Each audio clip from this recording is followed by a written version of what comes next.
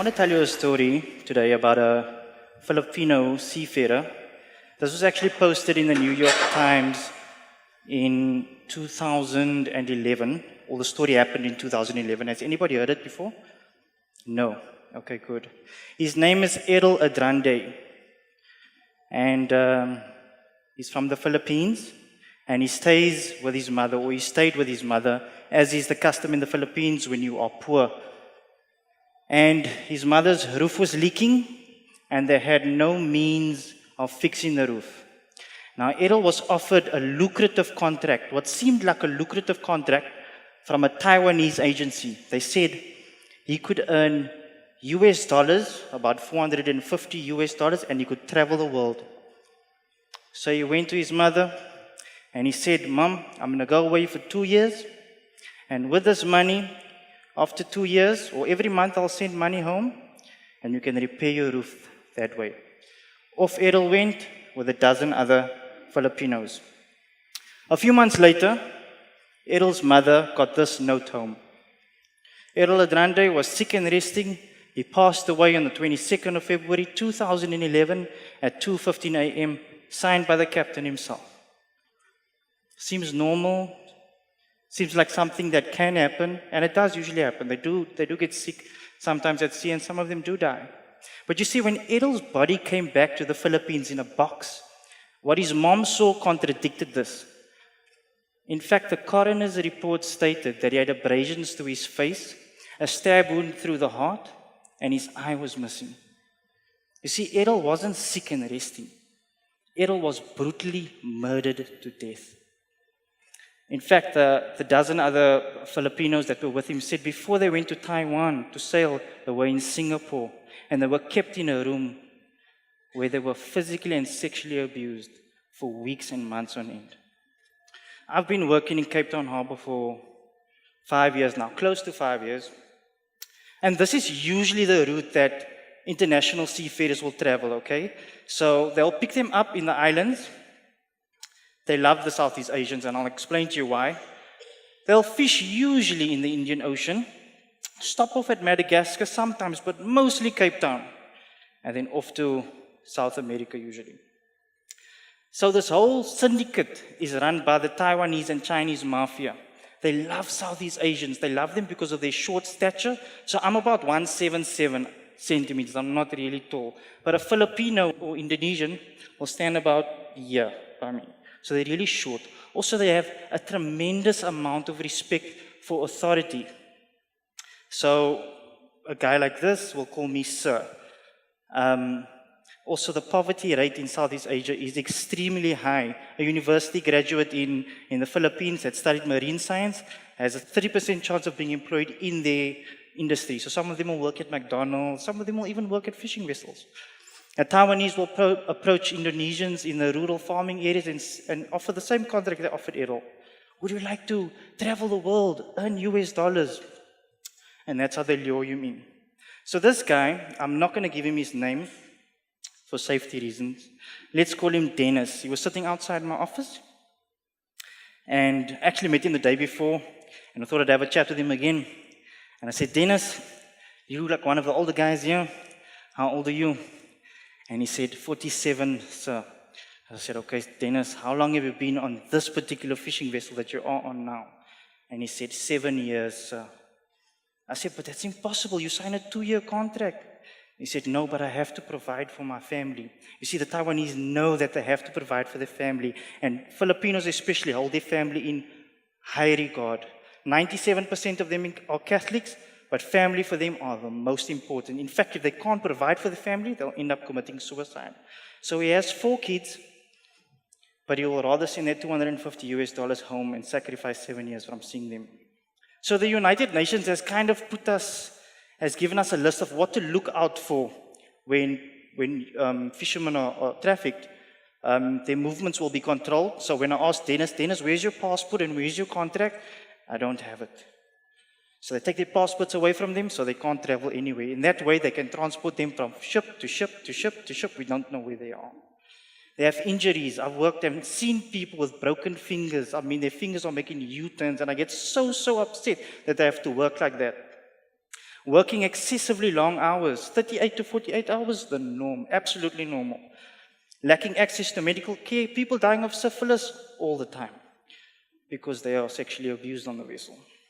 Bonded by debt, as was Dennis, and acting on the basis of false promises. These guys, for instance, they needed food. And I said, okay, what can I get you? Do you have bread? So I said, okay, I'll get you some bread, no problem. But what would you like on the bread? No, we just want some bread. So I said, okay, I'll try and organize you bread and a sandwich and some cool drink and all of those things. Just give me a day or two to get it together. The next day I came on this vessel and they said, thank you very much. And I said, but I didn't do anything. What do you mean, thank you very much? They said, no, thank you. And they kind of hushed me off the vessel, you know. And one of the Filipino crew confided in me. And he said that they've been made to sign on a piece of paper. And I said, but what did you sign? And he said, no, it was in Mandarin. We don't know what we had to sign. And next to them was a carton of cigarettes. So basically, they were kept quiet for a carton of cigarettes.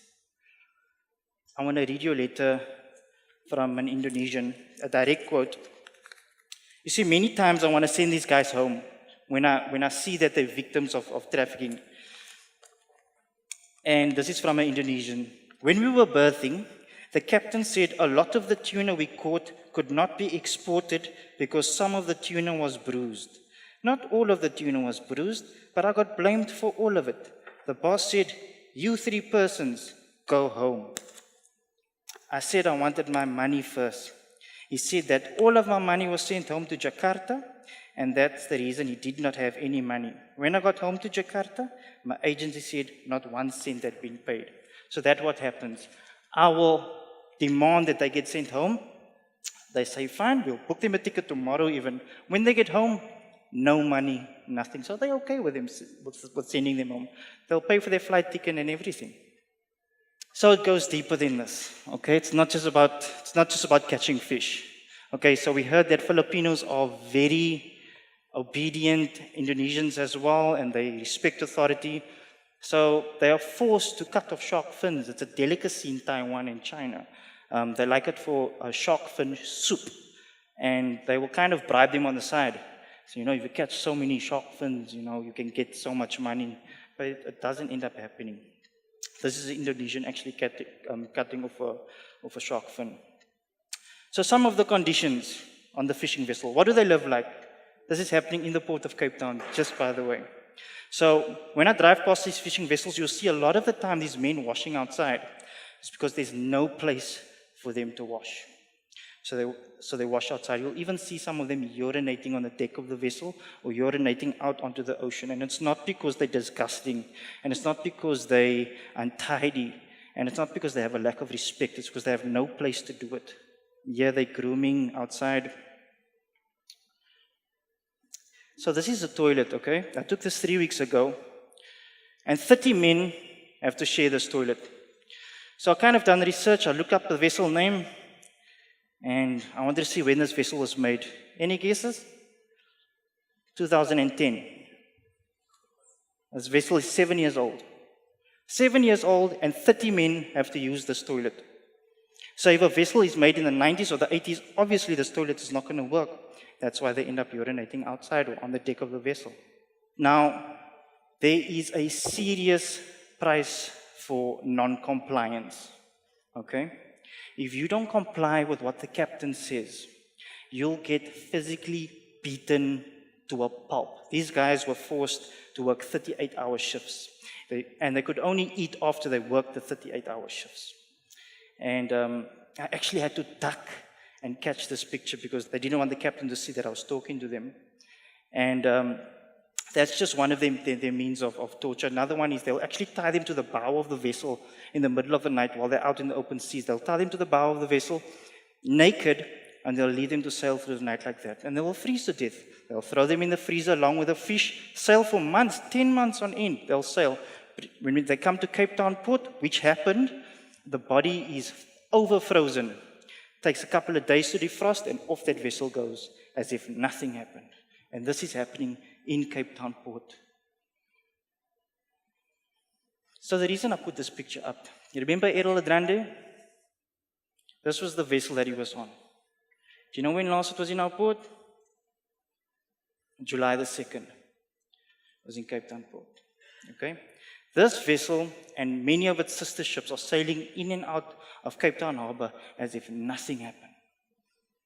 And these men, young men, are being brutally tortured and abused on these vessels. I love being a Cape Townian. I love it. I love it because we are so diverse in our culture. I mean, I take me, for example. I am super mixed. I mean, I think my sister looks Armenian, my cousin looks Chinese, my cousin looks Indian. I mean, I don't know where I fit into the picture. I really don't, but I'm just super mixed. But I like that because it doesn't bind me to a race. Therefore, I feel a bit of Indonesian with these guys. I feel a bit of Filipino. With my white friends, I feel a bit of white. With my black friends, I feel black. And therefore, this problem makes it my problem. We cannot live in a society today with all our technology and all our knowledge and all that we have acquired and live in a society where this is still accepted, where the rich exploit the poor for capital gain. Cannot be accepted. And it's happening in Cape Town Harbor. Now, I'm going to be honest with you. I don't have a solution for this problem. I just don't. I don't. In fact, I've spoken to people from Taiwan. We're trying to build a case for the United Nations so that we can govern the situation properly. We don't have a solution yet. But I bet you, 99% of you didn't know that this was taking place in Cape Town Harbor, right? So hopefully by creating awareness like this, we can scratch the surface to a solution. Because it's not acceptable. It's not acceptable that this is happening in our ports. And I think that's the idea worth sharing, isn't it? Thank you very much for listening to my talk.